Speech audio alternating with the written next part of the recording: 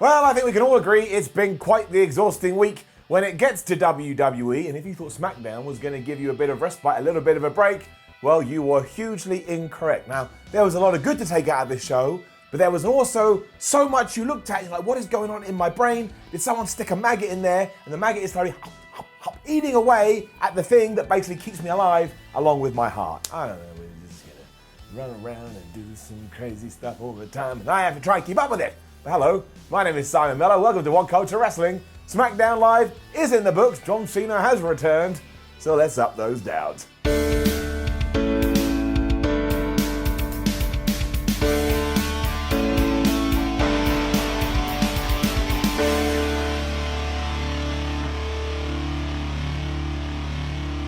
Goldberg was out first, and people booed him. What? Do you think Goldberg made himself champion? Like, he just barged into Vince McMahon's office and he went, shh, like smoke coming out of his nose. I want to be champion, Vince McMahon. And Vince was like, oh, Goldberg, you can be champion, please, I'm sorry. Of course he didn't. It was Vince McMahon's idea. If you want to get mad at Vince McMahon. Also, Michael Cole was telling us that the picture on Instagram with Goldberg holding the Universal title was the most liked picture in WWE history. I mean, that's all well and good, but unless you're going to give me a running commentary every week, Michael Cole, there's not a lot I can do with that information. Here's the thing though, Goldberg kept it nice and simple, and he got on the mic and he said, look, it's not about who was last, it's about who is next. And as soon as he said those words, Roman Reigns' music hit, out came the big dog, and everybody went crazy. And you know this is the plan, right? You know this is the whole idea. WWE has decided, well, if we have Roman Reigns beat Goldberg, maybe Roman Reigns will finally be cheered, and when we do coronate him, everyone will bow down at his feet, and finally, after 46,232 years of trying,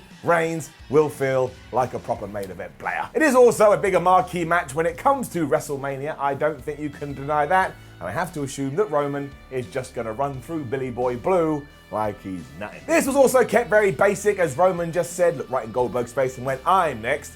And you did sound a little bit stupid there, Mr. Reigns, because it kind of sounded like you were saying, I'm next to lose to Bill Goldberg. But I took your point, so fair play to you. The really odd part to this is that later on, WWE made it official, and it is going to be Roman Reigns versus Goldberg for the Universal Championship at WrestleMania 36. And maybe I'm wrong, maybe I've gone absolutely nuts. But didn't we already announce that we were having an Elimination Chamber match to decide who the number one contender for the SmackDown Championship would be, and that Roman Reigns is in that? Maybe I've got lost down this path of despair, but now I don't know what's going on. I should know what's going on. I watch the thing every single week. So look, the situation is not great, and there were a few jeers towards Roman here, so maybe this whole thing is just going to explode. But when you are talking about WrestleMania, yes, I see the worth of this match. I will have forgotten about all this hoo-ha-ha when we get to April, so I can just enjoy it for what it is. But I think the frustrating part of all of it is that WWE now feels like they're trying to outthink the fans. They're like, well, we won't put Bray Wyatt in that match, we'll put Goldberg in there instead, and then Roman Reigns will beat Goldberg, and the fans will cheer. If the fans aren't going to cheer, well, then we'll go around the houses, turn a left, and head up the street down alleyway. Why don't you just do what the crowd wants to begin with, and then they'll all cheer? So this is just all impossible to up or down, because do I like this match? Yes. Do I think we've got here very awkwardly? Yes. But it is my job to give ups, and it is my job to give downs, so I guess I'll give it an up, but it's a very confused up, a very forced up, a very I don't really know what's going to happen up. You could tell that WWE were now in quick let's hit the WrestleMania button mode too, because all of a sudden we were getting Bayley versus Naomi, but we didn't, because Bayley beat up on her and she reintroduced Sasha Banks, who's now back on SmackDown, and then Lacey Evans came out to make a save, and we ended with a tag team match of Bales and Sasha taking on Lacey and Bayley. It was fine, I suppose. Give it an up. The heels were in control in a while before Naomi got the hot tag and started making her way back. And of course she won with the most devastating moment on of sports entertainment, the surprise roll-up. She dove over the SmackDown Women's Champion and locked in that sunset flip pin. And Bayley was so shocked she didn't know what to do, and she got counted out to the 1, 2, 3. So we'll bring my damn counter down. Yes, I've lost track. I've lost track because there's just so many, but I'm pretty sure this is 10. And again, it's my counter. I'll do whatever I want. So it's 10. Soon to be 11. Why? Because the next match ended with the most devastating moment of sports entertainment, the surprise roll-up. What the hell, WWE? What are you doing? I have figured out how WWE must write shows. Like, one writer gets a piece of paper and he jots down, or she jots down, her thoughts, but then she folds that piece of paper over, passes it to the next person, and then they put their thoughts down. So you never actually see the preceding thoughts, and when Vince reads it, he just does that. So it must go surprise roll up, surprise roll up, surprise roll up, surprise roll up, surprise roll up, surprise roll up. And McMahon goes, all right, it's gonna be a surprise roll up kind of a day. This is the only explanation. I mean, one would have been too much. But again, this is what happens when you start doubling things up. The tag team match can get away with it, but this one does not. Down. And it was Bobby Roode versus Kofi Kingston. And given that Bob hasn't won a match since 14-12, I was quite surprised he was able to smash out the victory here. I mean, at one point, Dolphy Ziggles grabbed his foot and put it on the bottom ropes, you know, shenanigans. And that annoyed Kofi Kingston so much, he forgot he was in a match and he just stared at Dolph, I presume hoping that lasers were going to shoot out of his eyes. But yes, that left him distracted. Roode rolled him up with the most devastating move, blah, blah, blah, blah, blah. Pull it down, give it a number 11. We could have done anything else. He could have hit with the glorious DDT and won, but no. I will say the best and dumbest thing of the year happened during this match, because Big E and Bobby Roode were on the outside. Roode looked around, realized the referee wasn't watching. He walked up to the steel stairs and just kicked them and then threw himself on the floor. Because the referee is an absolute buffoon, he turned around and went, well, I can see some sort of evidence. Big E, I'm sending you to the back. Somebody fire this ref. And this doubly hurt because afterwards we cut to the backstage area where Sonya Deville and Mandy Rose were watching this, and that damn Deville called Dolphy Ziggles Mandy Rose's man. I mean, why don't you just take my heart, watch it bleed like Kano from Mortal Kombat, throw it on the floor, and stamp on it. Blood everywhere. We also saw Otis in the locker room and he is in mourning. He can't believe what's happened and he doesn't understand why Mandy Rose did this to him. And Tucker was there and he had some great advice where he's like, man, you gotta move on, you gotta forget about all this, you gotta focus on you. We've all been there. Unrequited love is the worst and it takes forever to get over it. So I bleed for you, Otis, I bleed for you. If I could give you a hug, I would, but I wouldn't be able to get my arms around you because you're just a wall of a man. And I've got your back. Right, so afterwards we had a contract signing for the Intercontinental title match that's going to happen at Elimination Chamber between Braun Strowman and Shinsuke Nakamura, and somehow I was both terrified and excited. Like the first time you have sex. We were gearing up to make this singles match official before everything changed. Against my better judgment, giving it up. I'm going to regret this because what I want to happen won't happen, but just as they were about to sign, Sami Zayn got the contract and said, calm down, Mr. Come Get These Hands. I need to read through this to make sure it's on the up and up. And he told Braun to sit down, but Strowman has an anger management problem, so he picked up the chair and he just threw it out the ring. Calm down. Strowman couldn't contain his temper either, because eventually he yelled, I don't care what the contract says. And even if in the small print it said he had to fight all three of them, that being Shinsuke Nakamura, Sami Zayn and Cesaro, he would sign it anyway. He then wrote his name down on the piece of paper. So Sami went, all right, cool. You just said you think you can beat all three of us. So I'm going to take this pen and I'm going to insert that into the contract, and now it's going to be a 3-on-1 match. Now I do need to point out, if you are planning to do something similar, in reality, this will not work. Scrawling a bunch of nonsense onto a legal document with your unreadable handwriting will not stand up in court. So that is our pay-per-view match, and you know what's going to happen. Braun Strowman is going to run through these three dudes like they're ice cream on a hot day. But I just have this small square. It's right here in my gut, in my stomach. I have this small square where I'm going to keep everything crossed that actually this is designed to allow Sami Zayn, Shinsuke Nakamura and Cesaro just to get a little something, just the icing on the cake, a teeny weeny little bit of joy. I mean, I don't know what am I talking about. Of course that's not going to happen. I'm an idiot, I'm stupid. Sami Zayn hasn't won a match since, 10-12, which is even worse than Bobby Roode. I'm clutching at straws here, people. Clutch, clutch, clutch. I don't think I'm going to get any sleep for a week now. I'll be so worried about this. And afterwards, these three did deck Braun Strowman, but that doesn't do them any favors either, because in that match, well, one of them will probably die. We can also no longer argue that Daniel Bryan doesn't have any sway backstage. He must have pictures on somebody, because not only did a few weeks ago he fight Heath Slater, not only does he seem to be on an ongoing program with Drew Gulak, but here on tonight's Friday Night SmackDown, it was Daniel Bryan versus Curtis Axel. I mean, I thought Curtis Axel was dead. I didn't. I retract that straight away. That was a poor joke, idiot, stupid Simon. Hit myself on the head, but this can have it up. But it was just so surreal. I mean, Daniel Bryan versus Curtis Axel with Drew Gulak, who was on commentary, because like I say, I think that feud is a continuing one. At one point, Curtis even won the thing after the most devastating move in all of sports entertainment, and that would have been way too many. I would have just quit ups and downs at that point. I can't handle 3 roll-ups in one show. But of course, Axel wasn't long for this world, and Daniel Bryan locked in the LaBelle lock, and Curtis tapped out. Again though, Gulak was ripping on Bryan throughout all of this, and he continued to do so on social media. So something is brewing here, and I like it when things brew, especially when Well, this feels new and it smells fresh. I like things feeling new and fresh.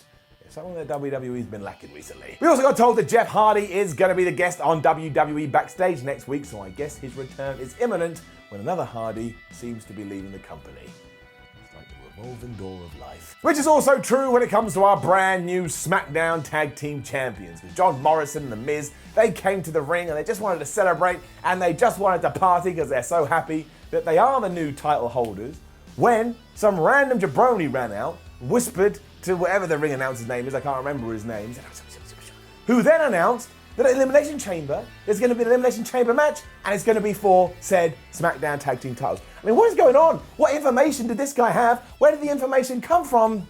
You know what we have to do. Ever wonder why a man just appears from behind a bin, even though you think you've tuned into a YouTube show that is reviewing the latest episode of SmackDown? Well, sometimes, much like wrestling television, stuff just happens. It's like you may be asking yourself, why have we all of a sudden cut inside to the house? We were outside the house a minute ago, and yet you never get an explanation. So if you are confused as to why we now have an Elimination Chamber match for the SmackDown Tag Team titles, just remember, stuff just happens. And if this is getting you down and getting in your head and forcing you to stay up at night and cry tears from your eyes, remember to call us at 0800 Stuff Just Happens. Somebody is waiting to take your call.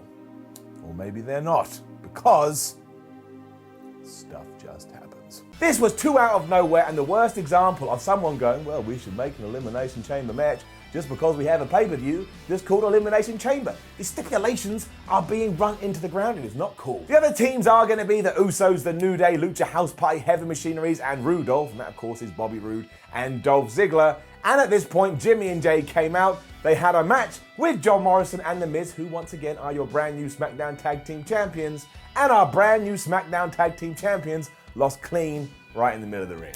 I mean, what is even the point? And don't get me wrong, this match was fire and it was entertaining and the finish was great. Like Jay they called it a Samoan destroyer off the top. It was a Canadian destroyer, and then Jimmy hit him with the splash. And I was like, oh man, I was really entertained. But you can't get away from the context around all of this. It was simply baffling. Getting it down. As corny as the last segment was too, it was fun, wasn't it? I had a jolly good time. I mean, look at this smile on my face.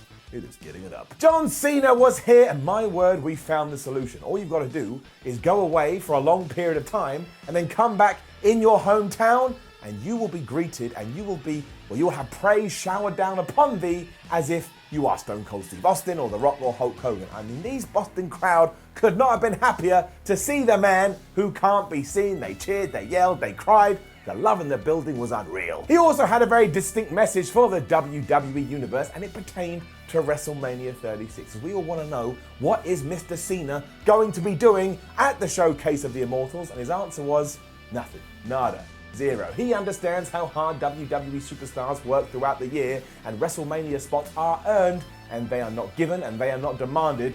Therefore, he is going to step aside to the point this may even be goodbye. And he then gave us a goodbye salute. It was like this.